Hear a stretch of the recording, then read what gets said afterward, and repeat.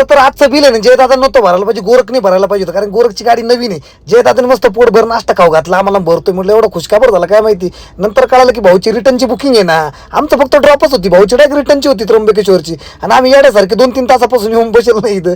त्या आईला म्हटलं जयदादाचं मन एवढं लय मोठं झालं, तसं मन मोठंच आहे भावाचं. धंद्याचं नाही पत्ता बरं का, आमच्या जयदादानी नाश्ता खाऊ घातला आम्हाला आणि एकदम बरं वाटतंय, कारण की फुकटचा नाश्ता खायची मजा आहे ना थोडी वेगळीच असते मित्रांकडनं. 2 प्लेट भजी खाल्ले. 2 त्याचा परिणाम बघून घ्या. 2 प्लेट भजे खाल्ले आणि पोट बघा, काय गंभीर विषय बाबा. लॉक खोला, चला सरांसाठी लॉक खोला. आणि गाडी बी त्यांची जर का सीएनजी बी त्यांचं उडवला. त्र्यंबकेश्वरमध्ये आलो, बुकिंगचा नाही पत्ता, पण आम्ही मस्त इथं नाश्ता वगैरे केला पोटभर, बघू शकता तुम्ही.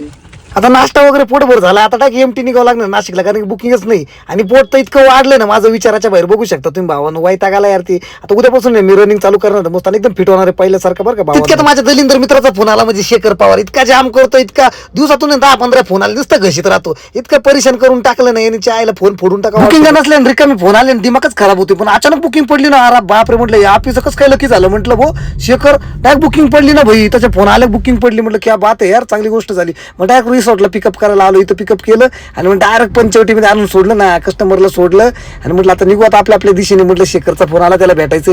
भेटू नेक्स्ट ब्लॉग मध्ये. तोपर्यंत लाईक करा, फॉलो करा, पब्लिक चॅनल फॉलो का बरं करते यार तुम्ही.